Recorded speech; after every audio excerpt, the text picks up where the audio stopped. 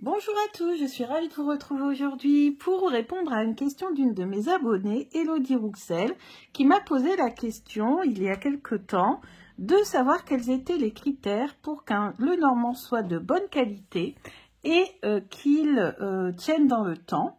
Et aussi, dans le même post, elle me demandait quels étaient les critères pour qu'un Lenormand soit vraiment un Lenormand entre guillemets idéal, c'est-à-dire qu'il ait vraiment toutes les informations les plus importantes.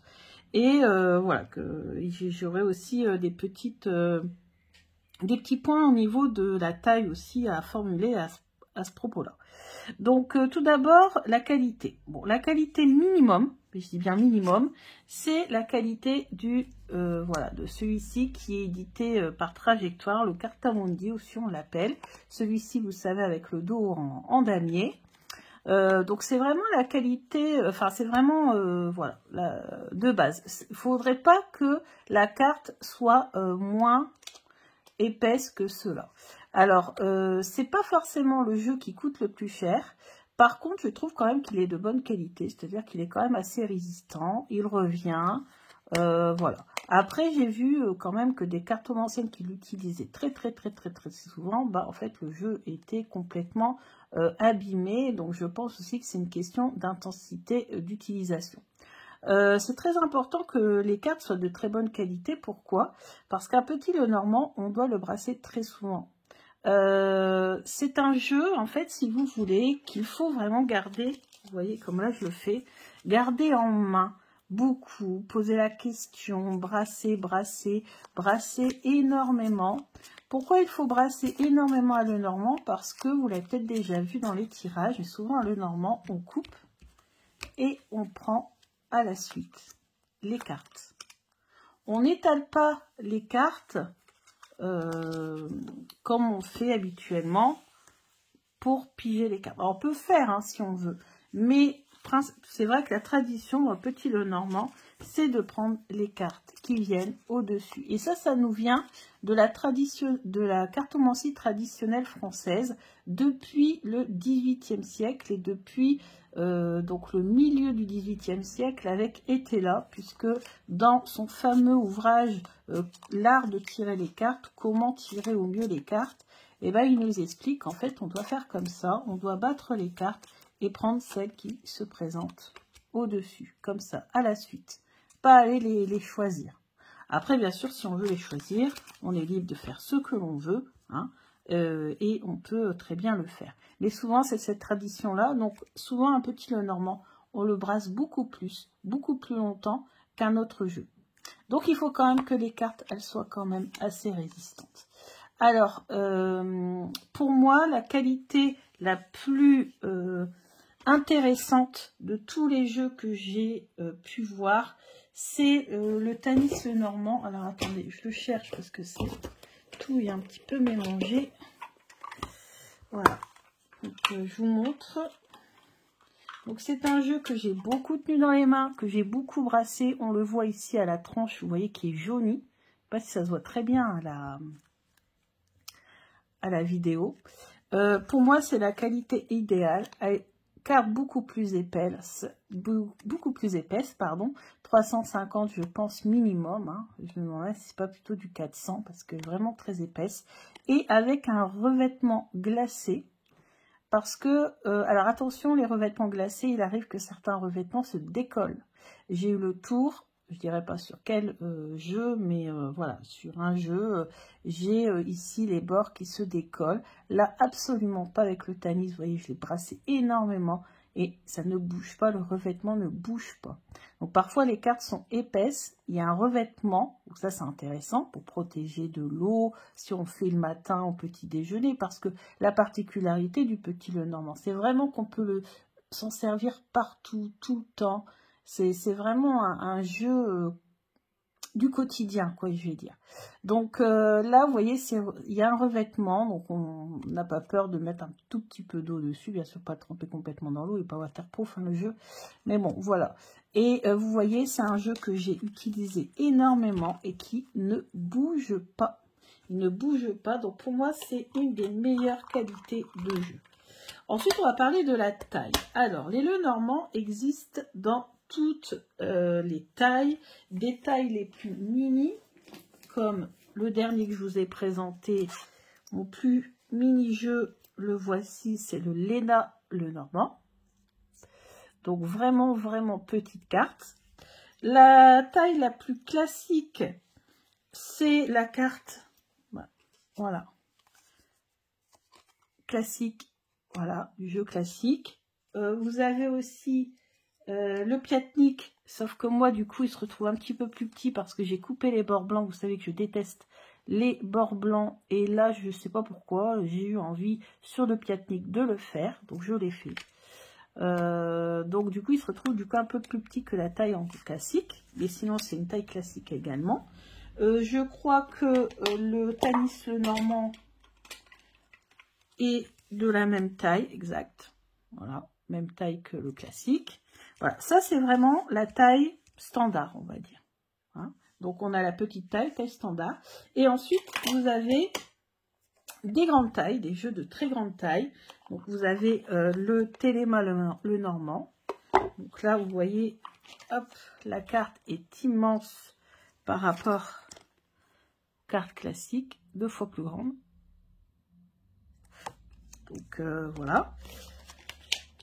Et j'ai trouvé aussi en format tarot. Donc il y a mon Opinsoul Lenormand que j'adore. Mais vous avez aussi un que j'ai acheté parce qu'il est en format tarot. Encore plus grand. Voilà. Le Opinsoul Lenormand. Je vais le sortir. Je vais vous montrer. Les cartes sont plus petites. Donc c'est plus grand qu'un format tarot. Parce que le Opinsoul c'est format tarot. Vous voyez, c'est plus grand qu'un format tarot. Donc celui-ci, il nous vient de Tarot et Destin de Mademoiselle Lenormand. Je vous en reparlerai prochainement de ce petit coffret. Parce qu'il est super intéressant.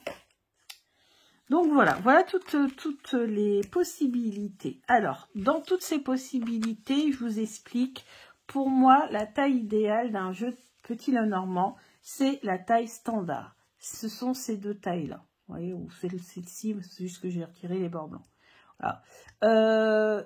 Pourquoi? Parce qu'un petit Lenormand doit tenir dans les mains, doit être pratique et doit pouvoir permettre de faire un grand tableau. Parce que le grand tableau, c'est vraiment l'exercice important avec un petit Lenormand. Certes, moi je trouve qu'il faut commencer par des petits tirages, mais il va falloir faire le grand tableau parce que c'est vraiment là que tout le potentiel du petit Lenormand ressort vraiment. Enfin, c'est vraiment là où voilà, on va regarder les figures, on va regarder ceci, on va vraiment tout regarder, vraiment tout. C'est pas pour rien qu'on l'appelle la grande image, parce qu'en fait, les 36 cartes forment entre elles une image. Et l'interaction entre les cartes nous donne donc des informations ultra importantes. Bien sûr, pourquoi j'ai des jeux du coup qui sont de taille autre, tout simplement parce que ces tailles-ci sont très bien si on veut travailler les associations de cartes. Parce que ça nous permet de nous plonger à l'intérieur de la carte beaucoup plus facilement. Donc pour tout ce qui est travail coupe du jour, tout ce qui est travail tirage 3 cartes, voire même, allez, on va aller jusqu'à 5 cartes, voire grand maximum le tableau de 9 cartes, c'est parfait parce que vraiment on a tout le potentiel, on rentre à l'intérieur de la carte et notre intuition est du coup décuplée. Donc voilà, pour moi le critère de la taille est vraiment importante. Donc ça n'empêche pas que vous pouvez prendre un petit Lenormand des tailles que vous voulez. Vous voyez bien que moi-même, j'ai des Lenormand de toutes les tailles, du plus mini au plus maxi, sans problème. Et je me sers de tous ces jeux sans difficulté. Bien sûr, je ne vais pas prendre une grande carte pour faire un grand tableau. C'est impossible. Moi, j'utilise des petites cartes pour faire le grand tableau, voire même des mini-cartes. Pour faire des tirages, notamment quand on est en vidéo, au lieu de commencer à dézoomer, etc. Bon, en fait, j'utilise des mini-cartes. Donc, les mini-cartes aussi, c'est très bien pour les transporter. Donc voilà, donc pour moi, premier critère, c'est la taille. Le mieux, ce sont les tailles standards. En tout cas, c'est mon avis personnel. Deuxièmement, qu'est-ce qui est très important dans un jeu du Petit Lenormand? Attendez, j'ai évité de perdre mes cartes en les mettant n'importe où. Ce qui est très important, c'est de tout de suite regarder les personnages, les significateurs. Donc, le monsieur et la dame. C'est très important que le monsieur et la dame... Attendez, le monsieur, il est là. Et 29, la dame. Hop, 35. Voilà, et la dame. C'est important que la direction de ces deux cartes.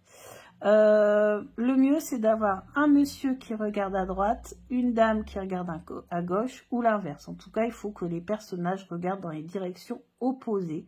Parce que c'est vrai que de voir le monsieur qui tourne le dos à la dame ou l'inverse, c'est quand même très important.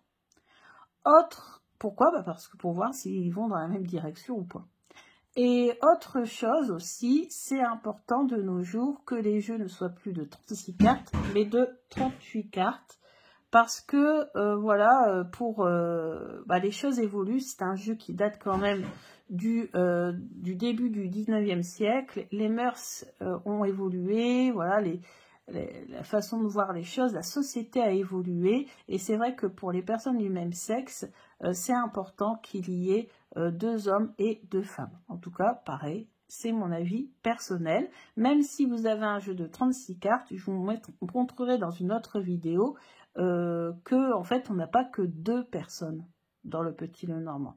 On a beaucoup plus d'autres personnages, il suffit de regarder les figures de cartomancie. Et justement, autre critère très important, il faut que dans le Petit Lenormand, on voit les références de la cartomancie traditionnelle. C'est très très important.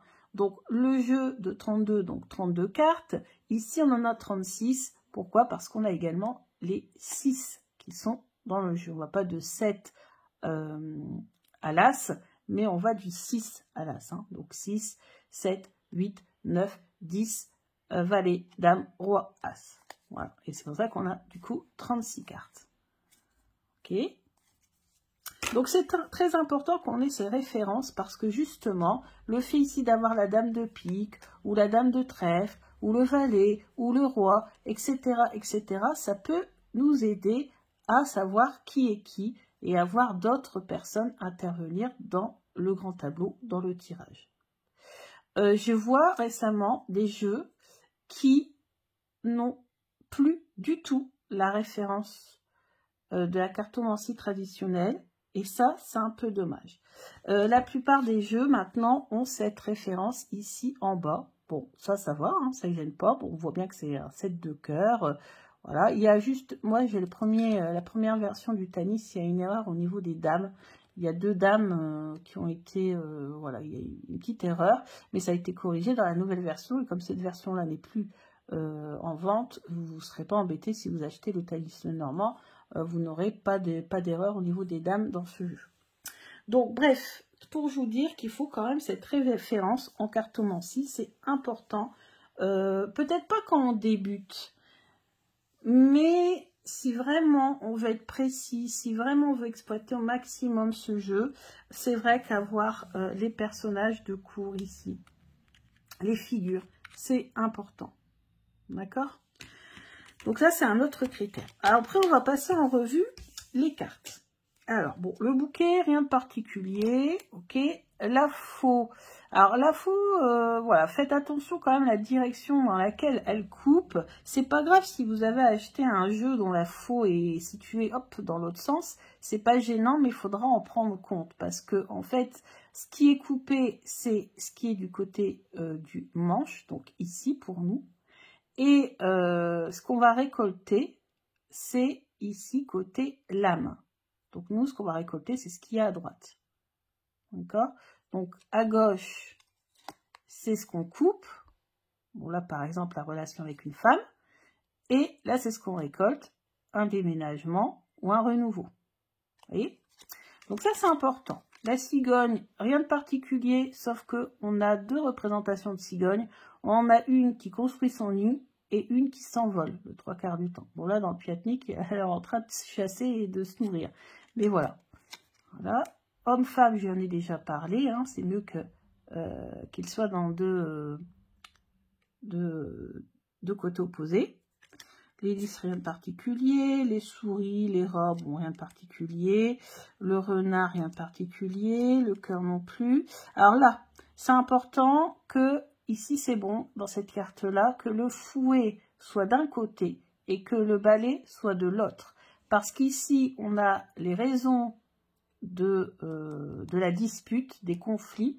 Et ici, comment on peut les résoudre? Le balai, qu'est-ce qu'on peut chasser pour résoudre les problèmes?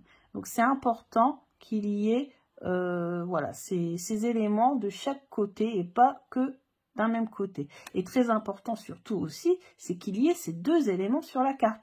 Parce que c'est vrai qu'on a vu aussi partir un des éléments, soit on gardait que le fouet, soit on gardait que le balai. Non, il faut qu'il y ait les deux éléments. La lune, rien de particulier. Le mont, rien de particulier, mais c'est bien quand il y a un côté sombre, un côté lumineux, c'est quand même pas mal. Le jardin, rien de particulier. Ok. La clé non plus, le soleil non plus. L'ours, l'encre. Voilà. Donc là, rien de particulier. Les chemins, rien de particulier. Le livre, ouvert ou fermé. Bah ça, écoutez, pour moi personnellement, qu'il soit ouvert, qu'il soit fermé, bon oui, un secret sera révélé si on ouvre le livre. Un secret n'est pas encore révélé s'il est fermé. Bon, pourquoi pas, c'est possible ça. Les oiseaux, rien de particulier. L'arbre non plus, la maison non plus. Voilà, je pense qu'on a fait le tour. Voilà, bien regarder également le sens, la direction des nuages, la direction du cavalier, c'est important. Et puis le cercueil, voilà, regardez le côté lumineux, donc nous ici ça sera le côté des bougies. Côté sombre, normalement il y a un voile noir théoriquement qui doit figurer, c'est un élément important du cercueil qui doit figurer sur les cartes, mais vous voyez que même le Piatnik, qui est quand même un jeu de référence de base, ne contient pas, n'a pas ce voile noir. Bon. Pour d'autres puristes, c'est important qu'il y ait le voile noir pour savoir donc qu'est-ce que l'on va clôturer, fermer, ensevelir et pour qu'est-ce qu'on va voir arriver de nouveau. Voilà. Donc voilà, côté lumineux, qu'est-ce qu'on va voir arriver de nouveau. Donc pour moi, ce sont les critères importants pour avoir un jeu qui soit complet au niveau des significations. Vous avez les petits Lenormand qui rajoutent des cartes. Alors aujourd'hui, avant, ça me dérangeait pas plus que ça, puisque moi, j'avais pratiqué le jet, donc je m'adaptais à toutes les cartes qui arrivaient dans mon jeu. Et maintenant, c'est vrai qu'avec le petit Lenormand, et notamment pour le grand tableau, de toute façon, il ne faut que 36 cartes. Donc voilà, vous laissez ces cartes de côté. Mais bon, après, quand vous serez expérimenté, vous pourrez, pourquoi pas, rajouter ces cartes-là. En tout cas, ce qui est important, le critère aussi qui est important, c'est que quel que soit le jeu, toujours faire référence au jeu de base que vous pouvez très bien trouver sur internet en image si vous ne voulez pas l'acheter parce qu'il ne vous plaît pas. C'est un peu comme le tarot, quand on apprend le tarot, c'est important d'avoir un Rider-Waite Smith de base avec vraiment les illustrations de Pamela Colman Smith. C'est très important parce que voilà, c'est là, on va voir quels sont les symboles présents sur la carte, qu'est-ce que les créateurs, donc Waite et puis donc l'illustratrice ont voulu faire passer comme message. Et seulement après, de voir après sur d'autres jeux comment ces idées ont été interprétées par les autres illustrateurs de jeux. Donc voilà, donc des petits Lenormand, vous en avez plein. Moi, je vous conseille d'en prendre un qui soit quand même de bonne qualité, mais franchement, même, vous voyez, même le Piatnik, hein, c'est un jeu qui est costaud, je l'ai utilisé également beaucoup, et il ne bouge pas. Et c'est vrai que parfois, on voit des jeux tout usés, parce que tout simplement, les cartomanciennes font des tirages toute la journée, depuis des années, des années, des années. Je suis Solveig Guir qui avait montré le jeu comme ça de sa maman, qui était complètement usé, mais parce que, voilà, je pense qu'elle a tiré énormément avec les cartes. Peut-être pour terminer quand même les dorures. Je vous déconseille les dorures sur les petits Lenormand, parce que justement, comme ce sont des jeux que l'on brasse beaucoup, elles ont tendance à sauter. Et ça, c'est un peu dommage. Donc voilà, j'ai fait le tour de mes critères les plus importants concernant le petit Lenormand. Donc un petit Lenormand assez résistant et en même temps assez souple pour pouvoir être brassé longtemps facilement. Plutôt de style standard que grande carte. Sauf bien sûr si vous travaillez avec des petits tirages uniquement, mais bon, on commence par des petits tirages, mais après on s'aperçoit que on aime bien voir explorer davantage. C'est important. Ah oui, avant de terminer, j'ai failli oublier, et c'est important parce que je l'ai mis là, c'est pour ça que je le vois maintenant. Il est important que les symboles soient flagrants et pas trop fantaisistes. Alors, pourquoi j'ai pris le sceptique Lenormand? Parce que dans le sceptique Lenormand, il y a des cartes qui posent problème parce que on a du mal en fait à voir la signification tout de suite. Alors là, c'est le soleil, c'est la lune, c'est le chien, ok. Ok, la poule. Alors, il y a des cartes additionnelles, là, justement. Alors, c'est le cœur. Attendez, j'ouvre tout. Ah, voilà. Là, le cœur, et ben, vous savez quoi? Je l'ai confondu avec la carte des nuages. Et ça peut poser problème. Parce que quand on fait un grand tableau, on va se focaliser sur les symboles. Et on va voir leur interaction entre eux. Mais si on commence à chercher où se trouve le symbole, ben, ça pose problème. Il y en a un autre avec lequel je l'aime beaucoup, hein, et il est taille standard, etc. Tout ce qu'il faut, pas cher en plus, mais j'ai du mal à faire un grand tableau avec. J'ai sorti il n'y a pas longtemps parce que c'est un de mes jeux du printemps. Attendez, je vous le retrouve. C'est le Dreamingway Lenormand. Alors, le Dreamingway Lenormand, lui, les représentations sont un petit peu trop fantaisistes. Si bien que quand j'ai voulu faire un grand tableau avec, eh ben, j'ai été totalement larguée. Ouais, là c'est l'anneau, vous voyez. J'ai cru que c'était le jardin. Enfin bref, j'étais totalement larguée. Là, les poissons sous un parapluie. Là, le cercueil, moi, à la rigueur, la boîte, pourquoi pas, pour parler de confinement, etc. Pourquoi pas. Là, les nuages, ouais, en fumée, bon. Ouais, j'ai eu du mal. Pourtant, vous voyez, respecte le code hein, ici. Mais ouais, je sais pas, j'ai du mal avec certaines cartes. Et du coup, dans un grand tableau, des fois, je cherche, en fait. Hein. J'ai un petit peu de mal avec celui-ci. Après, c'est peut-être aussi une question d'habitude. Après, quand les cartes sont trop remplies d'éléments aussi. Quand on ne voit pas bien le symbole qui nous intéresse, ça peut être compliqué. Il faut vraiment que le symbole nous tape à l'œil. Par exemple, je voulais acheter le Steampunk Lenormand de Barbara Moore. J'aime beaucoup Barbara Moore. Je suis en train de lire un de ses livres sur justement les tirages de cartes. Avec le tarot, mais moi, je vais les utiliser pour tous mes jeux. Et j'aime beaucoup Barbara Moore, ça se lit facilement. Voilà, elle nous explique qu'elle a été quand même initiée par les plus grands dans le domaine ésotérique et tout ça. Et là, elle a fait un jeu qui s'appelle le Steampunk Lenormand. J'ai voulu l'acheter, mais en fait, je regarde toujours des reviews avant d'acheter. Enfin, pas toujours d'ailleurs, quand je le fais pas, je regrette. Et en regardant le Steampunk Lenormand, je me suis dit non, je vais pas l'acheter tout de suite. Je vais encore attendre. Pourquoi? Parce que il y a trop d'éléments. C'est trop confus, il y en a partout. Et du coup, ouais, j'avoue que sur ce coup-là, j'ai laissé tomber l'achat du steampunk. En plus, je crois que ce sont des grandes cartes.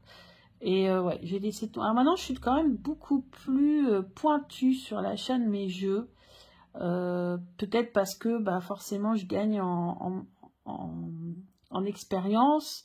Parce que oui, j'acquiers des compétences qui font que maintenant j'ai besoin d'avoir des symboles précis, j'ai des méthodes de tirage aussi où j'utilise la cartomancie traditionnelle, donc j'ai besoin d'avoir les références de cartomancie traditionnelle. Je suis beaucoup l'école d'Alexandre Musruc, l'école d'Alexandre Musruc, si on peut parler de son école entre guillemets. À sa façon de faire, il utilise quand même voilà, beaucoup la cartomancie traditionnelle, mais pas que, c'est-à-dire qu'il évolue. Et moi, je suis un peu comme ça. Mais comme du coup, j'ai besoin quand même d'avoir cette attache avec la cartomancie traditionnelle ou Petit Lenormand, voilà, on utilisait les références en cartomancie, etc. Voilà, les rois, les reines, pour avoir des compléments d'information, pour savoir qui est autour, qui pourrait être le jaloux, l'hypocrite. On peut voir ça, si on veut savoir si ça sera un garçon, une fille, des choses comme ça, parce que moi, je pratique aussi les cartes pour le fun, parfois. Donc, des fois, je m'amuse avec les cartes. Et c'est vrai que j'aime bien tester mon intuition et de voir si je suis capable de voir le sexe d'un enfant. Et j'ai déjà réussi d'ailleurs, entre guillemets. Bon, bref, donc tout ça pour vous dire que, voilà, donc je résume. C'est important qu'il y ait les références aux cartomancie traditionnelles.